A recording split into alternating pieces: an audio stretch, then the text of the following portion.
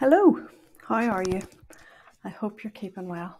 Today I am changing things a little bit. It's not just strictly speaking a card reading for today. As you know, if you've been following me, I am currently in between houses just at the moment, and a lot of the content for this month has been pre-prepared and recorded for you. So today I wanted to talk a little bit about shamanism. I have pulled some cards for you from the shamanic deck, as always, because I wouldn't see you stuck without your cards.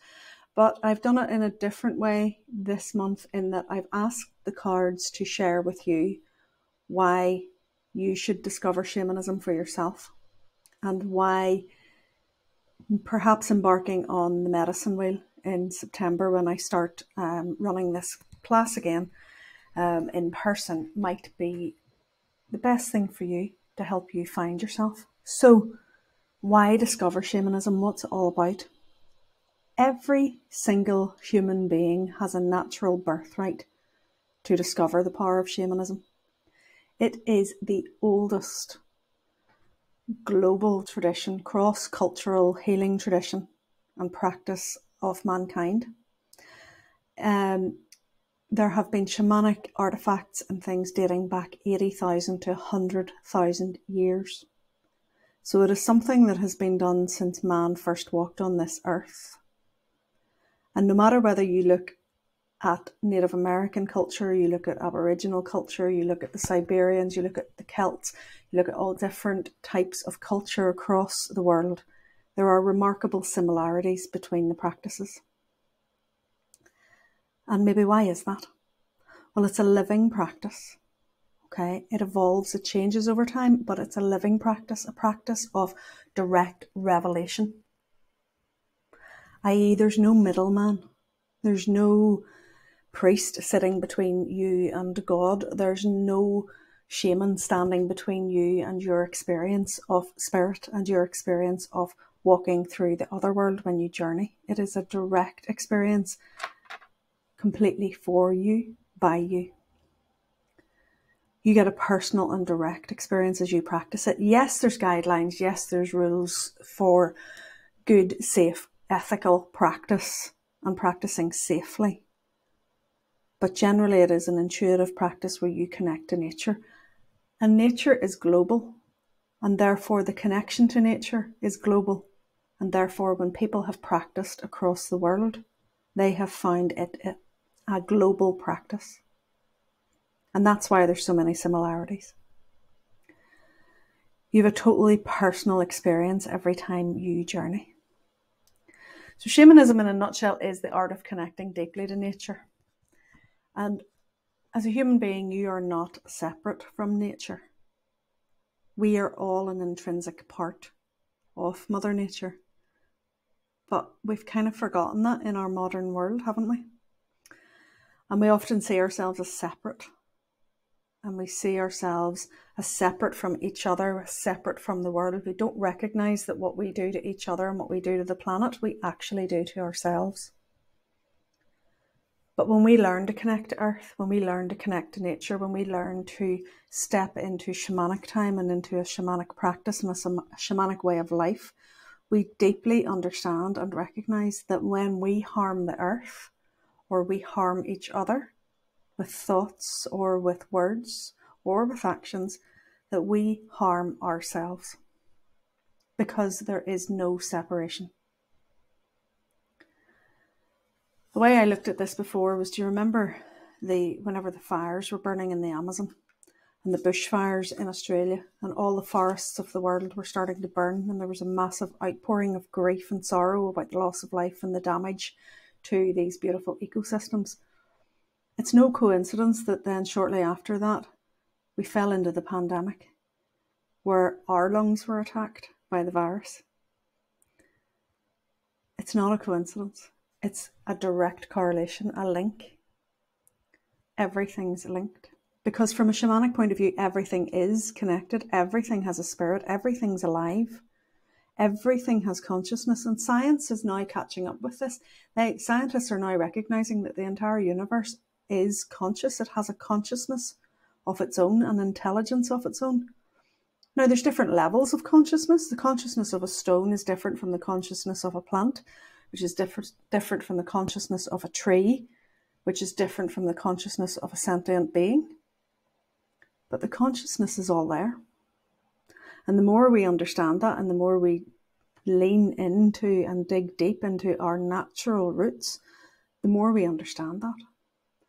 The more we start to realize that the energy behind our emotions is powerful, that the thoughts that we have actually shape our reality and become material things. Emotional energy and words can heal or they can harm. We have total responsibility to each other as interconnected human beings to remember who we are and why we're here. Do you remember why you're here?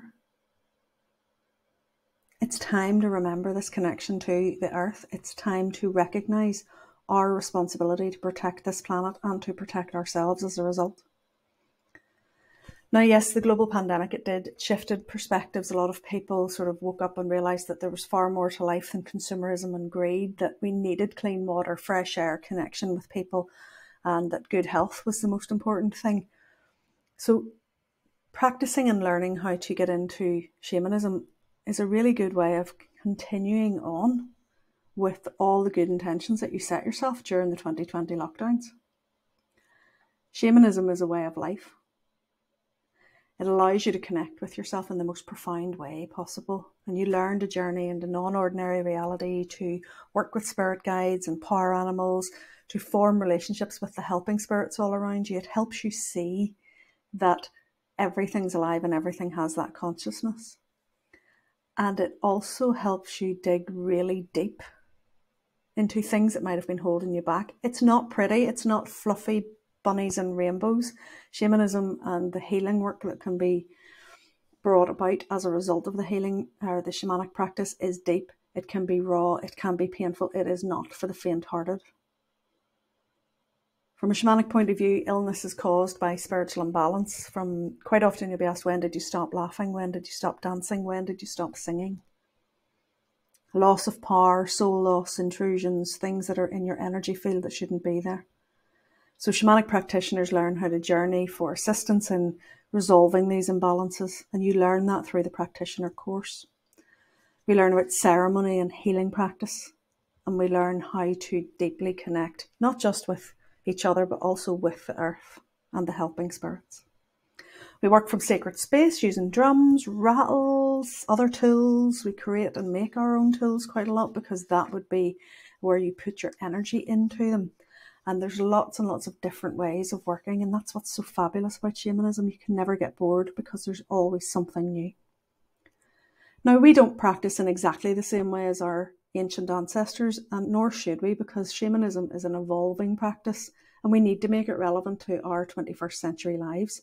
So we will adapt ceremonies, we will, lean into our guidance and find out what's the best way to do things. And that's all something that you learn as part of the course. We'll adapt ceremonies and rituals to fit in with our modern way of life and to make it relevant. Otherwise, you'll not do it. And that's why it's so important. It evolves and it adapts to meet the needs of changing societies and community. And we need it now more than ever. At least I think we do. So I pulled 3 cards from this deck, the Shamanic Medicine Oracle deck, which you've seen before. And I asked the cards to tell me, why should people even consider discovering shamanism? What's it all about? And the first card that came up was the Offerings card. And this card is about recognizing the abundance all around you, recognizing your connection to nature, which we've just talked about. It's also about digging really deep into, offering of yourself, giving back. And as a shamanic practitioner, you're always giving back. You're always making offerings to the earth, to the spirits, to yourself, to others. You're always being of service, offering yourself. Quite often, you may have to make some sacrifices along the way, and that's what this card's about. But it's such a beautiful energy. It's a reciprocal relationship with spirit, so it's not just all about you taking, it's about you taking on the knowledge and then giving back. And that's what this Offerings card's all about. So that is one reason why it's good to join this course. The second card that came up as to why you should think about joining this course was the Feathers card. And the Feathers card's all about restoration. So yes, I said earlier that this course is not for the faint-hearted, and it's not. However, if you're ready to face everything that has been holding you back and you're ready to do the work and dig deep and really get involved in your healing and take responsibility for your direction of your life, which has been a theme over the last few weeks in the musings, then this card reminds you that the healing is not only deep and transformational, but it's also deeply restorative. We will learn to work with feathers through the practice. We will learn how to bring the element of air and the elements of working with animal magic and animal medicine, the bird medicine in particular, and different feathers and what they mean. We'll be working with those during the course. And restoration is really important. So this is about if you've been burning the candle at both ends, if you need some time out, some rest, the shamanic practice gives you that too, because it's not all work. There's a lot of fun, there's a lot of laughter, there's a lot of coming together in community, and that restores your spirit. So as you're being of service, you're also restoring your own spirit along the way. And the final card that came up is the Buried in Earth card. So don't panic. I'm not going to make anybody be buried in the earth. This is an initiatory practice that's done in many Indigenous communities, whereby people are buried underground with a breathing tube and left to, have their dark night of the soul and to gain wisdom from their ancestors. But the other side of this card, and what I think that the cards are telling us from the point of view of why you should join this course, is that you get deep wisdom from ancestral healing during this course. You also learn how to take your troubles to the earth, how to transfer, how to recycle energy, how to transmute, how to transfigure, how to heal with your own spiritual light. So there's elements of lots of different practice in here. And I think what the cards are saying to us is that by leaning deeply into the earth, you will be able to transfer, transmute and transfigure all the energy. So some food for thought for you this Monday. The blog post will also be live for you later on today, and the YouTube video of this will also be available for you, and your newsletter will come out tonight as normal. Let me know what you think. Let me know if you have any questions about shamanic practice. Let me know what goes through your head when you think about it. Does it frighten you, or does it intrigue you? Is it something you'd like to learn more about? I will have a little mini introductory day later in August to answer any questions and to welcome people onto the course. I would urge you to check it out though, and I'll put the link in the comments, and I will also put the link in the blog post in case you are interested in coming on to the course. It is by application only. I will check out who wants to apply, and then I'll have a chat with each person individually, and that's for a couple of reasons. One, because as I said earlier, it's not for the faint-hearted. I need to be sure that you're actually disciplined enough and you're ready and that you're going to take responsibility, and you're not going to treat it like just some silly wee course you're doing. It's actually deeply transformational and very, very powerful healing work, so I need to make sure you're ready for it. So I do ask that you apply for your place. There will be limited number of places because I don't like the group to be too big. It's important that everybody has enough time and space to work together. So absolute maximum of 10 people on the course, probably being in around the 8 is the normal ideal figure. If you want one of those places, then it's time to book your place now. Enrollment is open. Anybody who enrolls on the in-person course as well also gets a couple of bonuses. You get free access to the Shamanic Basics online course. So while you're waiting for September to start, you can work your way through a 6-module online program to help get you the basics up and running. And then we will be digging deeper into that as you move through the course, obviously in person. From the point of view of logistics of the course, it meets in Bangor on the second Sunday of each month, and we will be starting on the 11th of September, and it will run through to June, and it's payable over 12 months. So hopefully that answers most of the questions, but if you've got more, check out the link, find out all the information, and then if you still have questions, ask me. I don't bite, I promise. And I'd love to welcome you onto the course. So I'll see you again soon, and I'll be back again next week.